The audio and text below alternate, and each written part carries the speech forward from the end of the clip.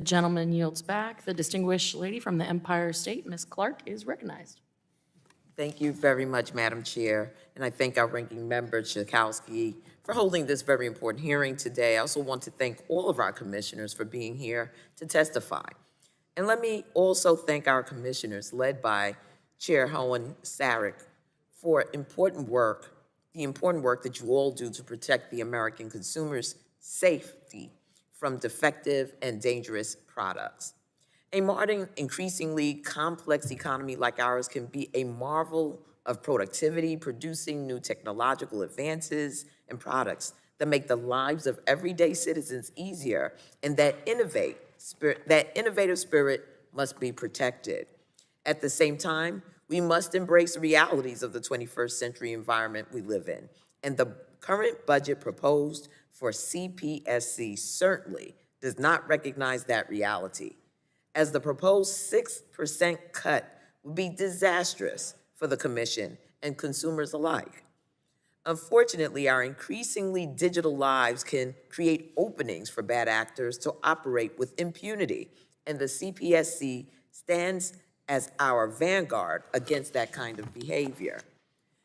A significant cut of this nature would necessitate significant staffing cuts to the CPSC at a time when e-commerce is flourishing, is growing exponentially, making it easier than ever for bad and negligent actors to flood our markets with defective products in pursuit of a quick buck.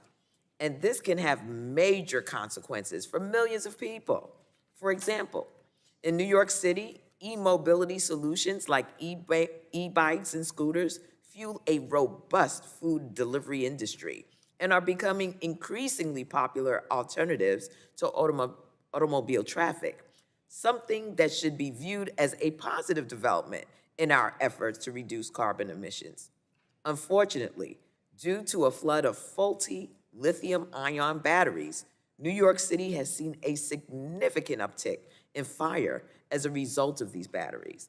I was proud to partner with Congressman Richie Torres and a bipartisan group of New York members on H.R. 1797, the Setting Consumer Standards for Lithium-Ion Batteries Act, which would address these faulty batteries and codify common sense standards. And while that legislation has moved through this committee and passed the House, it is unfortunately stalled in the Senate as of now.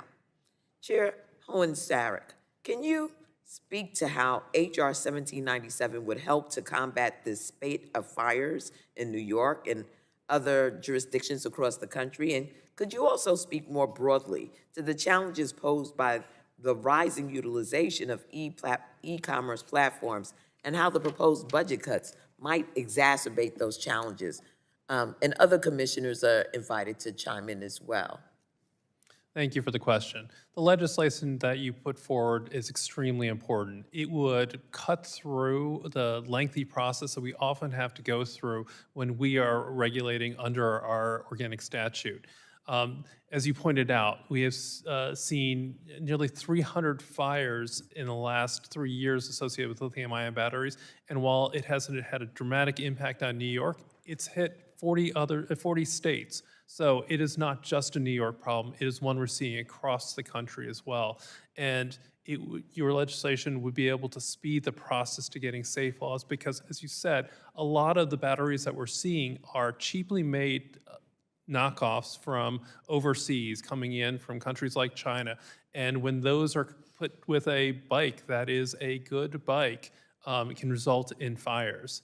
Generally speaking, as you said, asking about the cuts will dramatically impact us and as we're looking at the e-commerce side of things, making sure that we're able to stop those imports coming into the country will become so much harder with fewer people at the ports, fewer compliance officers, fewer ways to be able to stop the import of those bad products.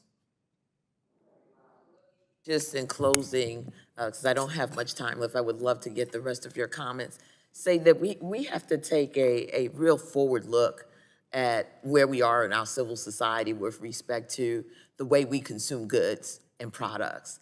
And there's no doubt in my mind, just looking at certain platforms of e-commerce, we don't even know who these companies are. We're just buying these items, only to find out once we receive them that they can harm us. our families, our children. And I think that this committee has a responsibility to catch up with the times. This is the 21st century. We're not going back to the way things used to be. We have to look at how things are and how they'll be in the future, and you're on the front lines of that. So let me thank each and every one of you for working under such challenging circumstances. The staffing you need needs to be put in place now so that our children and grandchildren are protected and they inherit from us a more robust board. And you're doing the good work. Thank you. I yield back. I thank the gentlelady, and I also want to thank the gentlelady from Florida for filling in for me, but I didn't want her to get too comfortable. All right, folks, next we have the gentlelady from Arizona, Miss